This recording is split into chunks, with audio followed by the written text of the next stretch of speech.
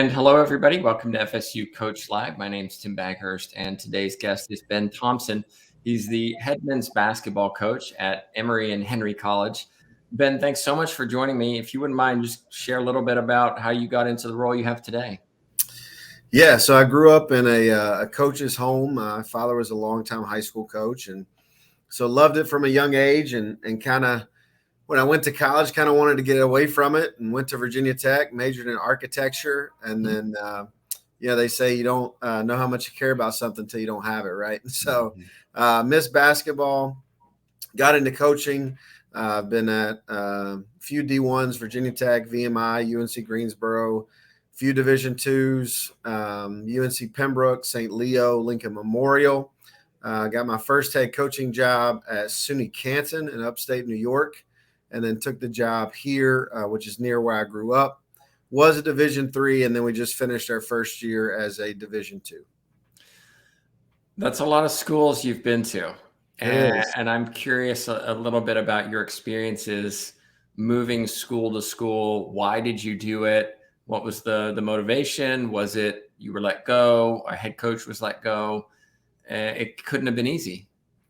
It was hard. I should probably own stock in U-Haul at this point. No, so I was at Virginia Tech, and I was a student, and knew that I needed to kind of move up, and kind of how the staff was positioned there. It wasn't going to happen there at that time, and so went to UNC Greensboro as director of basketball operations. Missed the coaching aspect of it. And so at the Division I level, if you're the DOBO, you can't do on-the-floor coaching. So I went and became a Division II assistant at St. Leo. Virginia Tech called me back and wanted me to come back. It's hard to turn down your alma mater, but took me off the road, off the floor coaching, and missed it. And so I had to get back into it at UNC Pembroke, then got an opportunity to be a recruiting coordinator at VMI. My coach took another job after year one. I did not want to go. I wanted to stay at VMI. New coach came in, didn't have the opportunity. So went to LMU for a year, had a great season, lost in a national championship game of Division II, and then got an opportunity to be a head coach myself. And then was at SUNY Canton for 3 years, and now just finished up my third season at Emory and Henry, which is near where I'm from. Learned how to play golf on the golf course here on campus. First ever basketball camp as a kid was here at Emory and Henry College, and so that was kind of my path. All right. You make it sound so simple in the sense that I went, I was losing my job here, so I went here. I was single, so it made a difference. Okay. I think that's important to state. But also this idea of, I can just move from job to job. How did you get those jobs? Because it's not a case of just jobs are available all over the place and everybody's desperate for a basketball coach. Right. How do you get that look to get you in for those jobs that you mentioned? Yeah, almost every job is based on relationships. And the unfortunate or fortunate thing in basketball is when jobs are posted, most of the time they're already done. They're already filled. They just have to post at a public university, or they have to post for HR or whatever. So most of them are, personal relationships, people that I knew. At times, I had to beat somebody else out, but it was 5 people that the hiring person knew. And so it was the 5. And so you just kind of have to battle through it. The only one I didn't know somebody at or have a connection to was my first head coaching job at SUNY Canton, which doesn't happen very often. At the time, I was single, so it's a little bit easier to kind of pick up and move. Coaching is a weird deal. Sometimes searches are long and take a month. Sometimes searches take a week.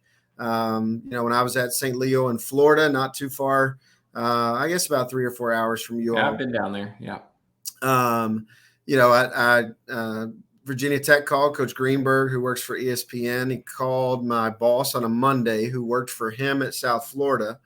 And I turned the job down, I think 2 or 3 times. then accepted it on Tuesday, and Saturday I had moved to Virginia Tech. So Wow. sometimes it's lightning fast, sometimes it's tortoise slow, but that's just kind of the business. Well, now you're in a head coaching position, and what are you looking for? Is this a case of when I hire, I'm only hiring people I know, or am I really going to just see what comes and take the best of what comes? How do you do it? Yep. So I kind of do a combination. I brought a coach with me from SUNY Canton. He came down with me. My father is on our staff, so I know him pretty well.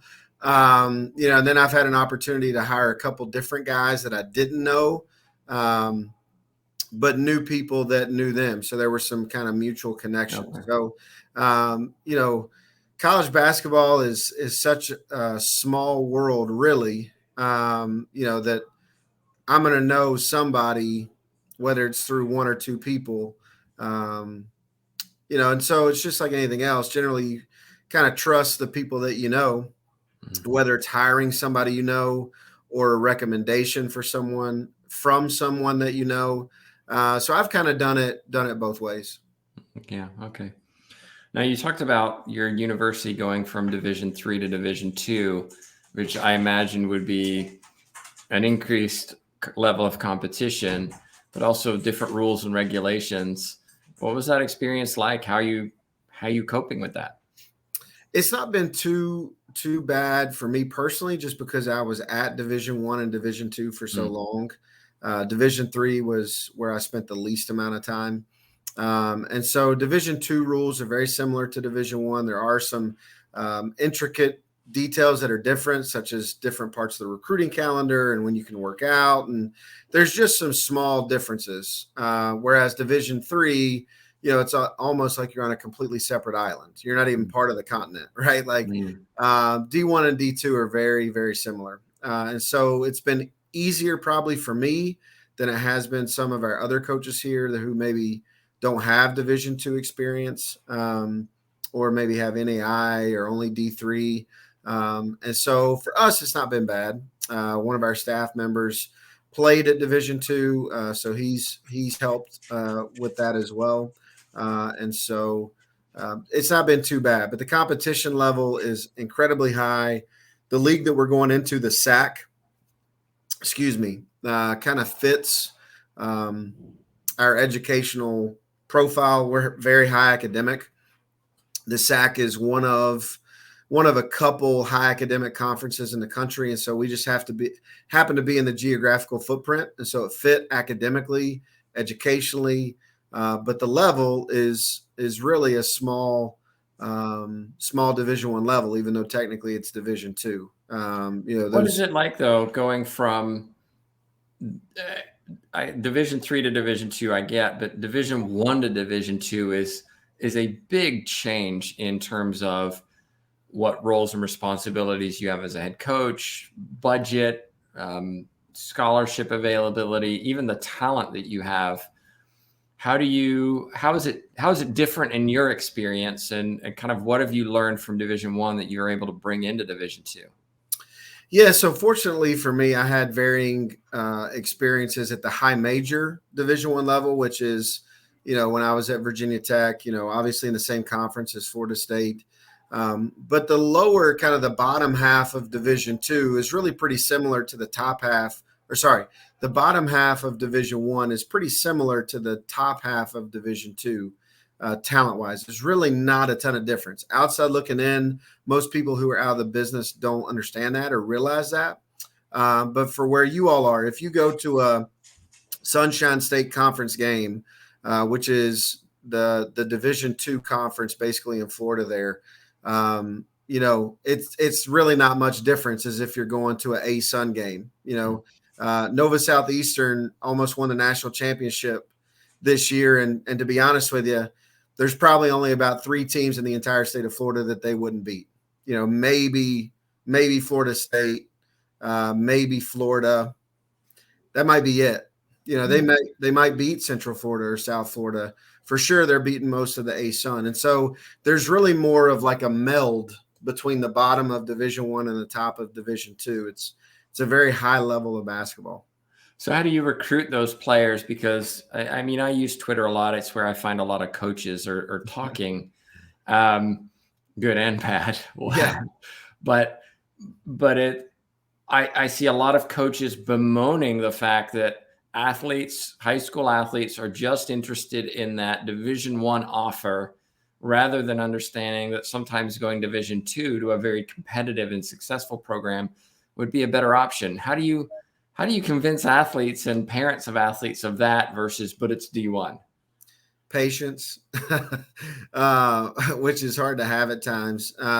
Patience, and then education, knowledge. Most of the time, the Division I only mindset comes from a standpoint of a lack of not knowing really what Division II is. And so once you can kind of show people, like for us this past year, we took our team to New York City. We played in the Barclays Center. Hmm. Then where the Brooklyn Nets played. Then we stayed that night, watched the Brooklyn Nets play, toured the city for a week. This year we're taking our team to Puerto Rico. In 2 years, we're going to do a foreign tour to Italy, Greece, or Spain. Now, if you didn't know that we were Division I or Division II, and I just mentioned those experiences, which level would you guess that we were? On Division I, of course. Right. So once you kind of educate people that the experiences in some cases can be better at the Division II level, depending on the program, than Division I, then a lot of people kind of will start to look your way a little bit more. I've got a kid on our team whose brother played at Cornell for 4 years, all-time leading scorer there, second all-time leading scorer in Ivy League history, and he's playing overseas right now, played in the G League for the Toronto Raptors. But his brother played 4 years at Cornell and never played in an NBA arena. He's playing Division II, and he's already gotten to play in one, and he may play in another, not this coming year, but the following year. So there's opportunities that he has gotten that his brother didn't, even though his brother went Division I and he's Division II. And so I think a lot of that is educational and experiential discussions. And I'm guessing that's part of your recruiting pitch. What other ways do you encourage athletes to come to your program? Two-part question. Part one, what type of athlete are you looking for? Are you looking for an athlete who may be under the radar and has a chance to develop? Or are you looking for the ones that can come in and make an immediate impact, but might be recruited away by perhaps those D1 programs? Both. Sometimes it's not just, sometimes it's not just developing those guys. Sometimes it's out evaluating people, where it may be a Division I level player. And the reality is we have to get Division I level players for the league that we're going into, or we're going to get slaughtered. But some of it can be Moneyball. I don't know if you guys have ever read the book or seen the movie or whatever. There's certain reasons that certain players aren't valued as much based on what their shot looks like or what their body looks like, or, where they're from or how they talk, or, varying degrees and attributes. And so sometimes it's trying to kind of peel back and cut through those layers to find people that are just, they're not under recruited. They're just maybe underappreciated. And so trying to find some of that, it is some of player development. And then sometimes you just got to go head to head and try to beat somebody out who's above your level. And so we've been able to do that in the past. It doesn't always work. But we kind of, not answer the question, but it's really more of a both than a either or. Would you say recruiting is the hardest part of your job? I don't know. I think probably managing 15, 16 adolescent males and their expectations and moods and, relationships and housing and meals and everything is probably harder than the recruitment piece. But you just try to love them, let them know that you're here for them, and try to help them through it. But I would say probably the personnel management is probably really at the core of the hardest piece of it. Hmm. You mentioned the kind of young age of these males. A lot of them, I suspect, have great aspirations to make it to the quote next level, right? I can't tell you how many student athletes I've had come through classes who've told me where they'll be next year, and I rarely see that happen. How do you manage those expectations, given the fact that they all want to be their best and they all want to be the next superstar? Well, one of the biggest things that we talk about is we just try to be honest with them, but also, we do a lot of filming. We talk about body language a lot. And so our guys also know that, generally adolescent males have a lot of confidence in themselves. Yes, they do. They all think they're going to the NBA. And then if they're not going to the NBA, well, I can just go to the G League or I can go overseas or whatever. And so we try to talk to them. And I've coached enough pros that I can say, listen, when scouts are looking at you, they're trying to find any red flag or anything that they can pick apart about your game and who you are as a person. And so we'll show film to guys and I'll be like, hey, does your body language show that you're a pro? Does this decision show that you're a pro? And so we just try to be very honest about it. We use film, probably not as much as we should. You can always use film more. But we just try to talk to our guys about, hey, if you're at the high major level sometimes and you can walk and chew bubble gum, you're going to get a pro contract somewhere. But if you're not at the Florida State, Virginia Tech level, even if you're low major Division I, mid major Division I, Division II, you've got to show something. And it's got to be not just on the basketball floor. People want to see, are you communicating? Are you in a stance? Do you go shoulder to hip off of a ball screen? Do you block out and rebound? Do you play hard? What's your body language when you miss a shot? What's your body language when you're on the bench and something bad happens to your team or something good happens to your team? What's your body language when you get subbed out? What is it when you get subbed in? Like all these different pieces. And then we try to put them in someone else's shoes and say, okay, let's say you're a scout for so-and-so. What would your perspective be on this individual, speaking of themselves, based on what you just saw on film? Is that a kid? Is that a person you want representing your franchise? And generally, if we're having the film session and asking the question, generally the answer is no.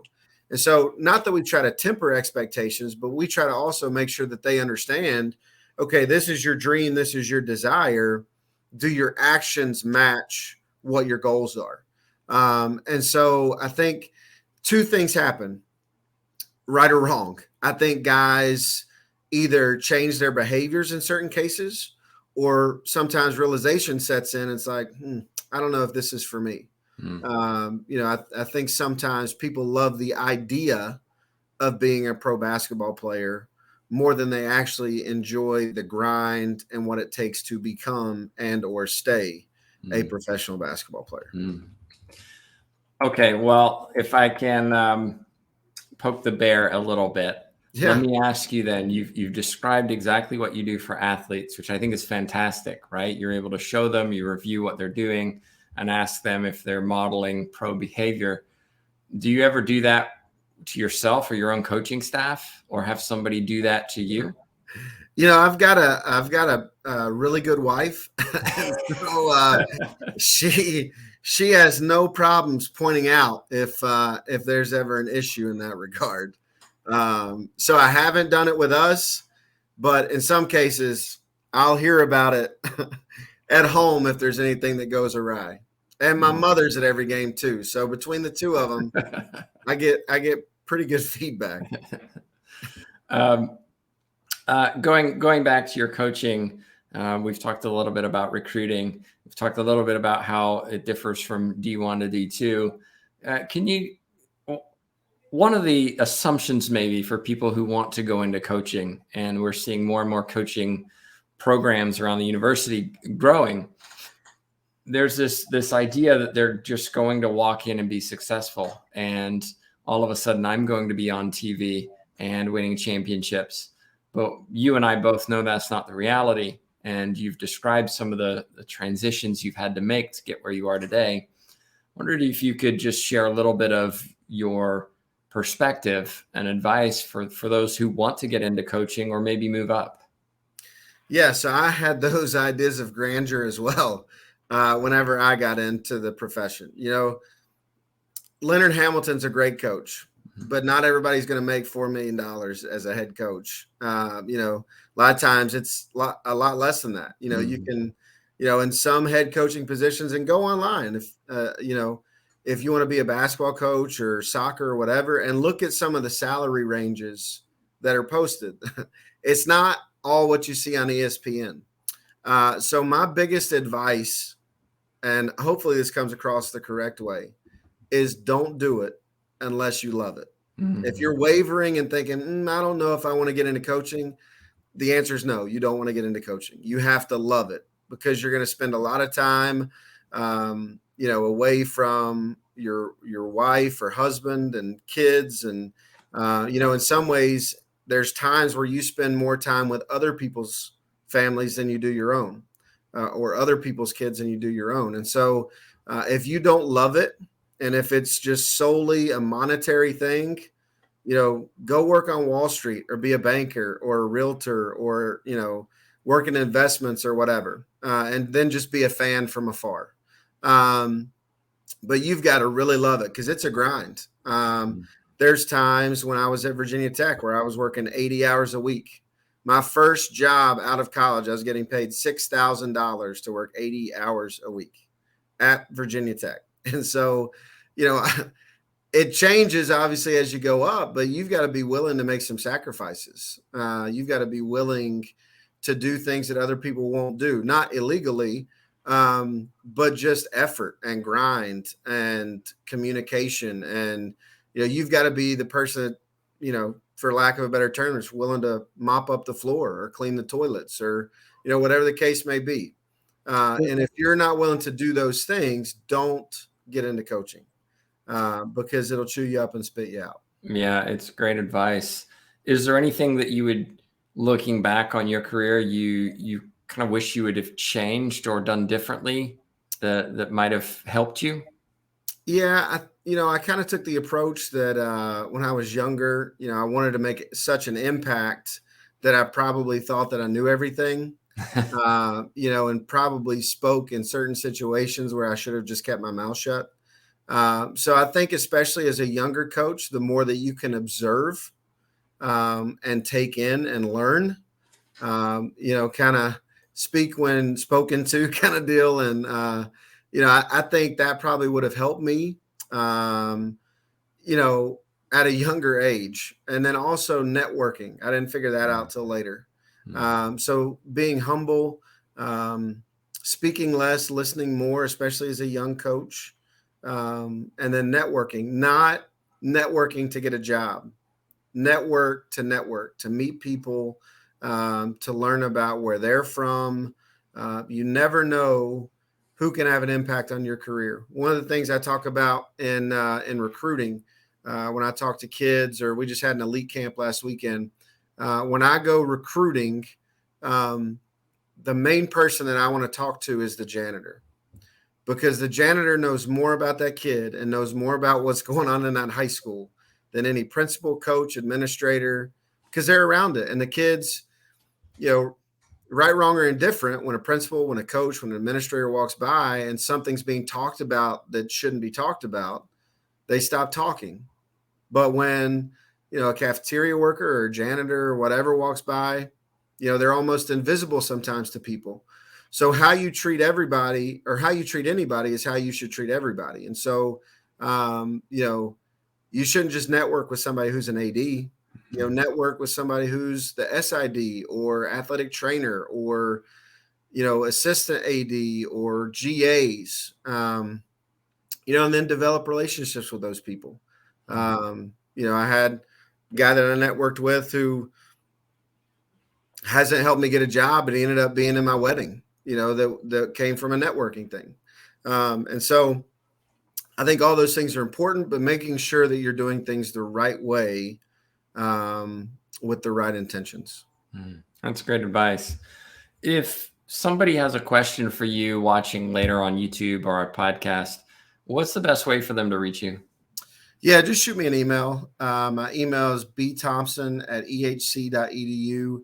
I will say this, I'll get back to you as soon as I can. Mhm. Um, my wife just had our second child about 3.5 weeks ago, so it feels like I'm drinking from a fire hose right now. I will get back to you, I promise. But I'm trying to play catch up a little bit. Well, Ben, thanks so much for joining us and sharing a little bit of your wisdom. I do hope people watching, if they do have questions, reach out to you. Just a reminder, everybody, that every couple of weeks or so, we interview a special guest. So be sure to subscribe to our YouTube channel so that you make sure you get notified when we do go live. All right, that's all we have for today. Again, thanks, Ben. My name's Tim Backhurst, and we'll see you next time. Thanks for having me.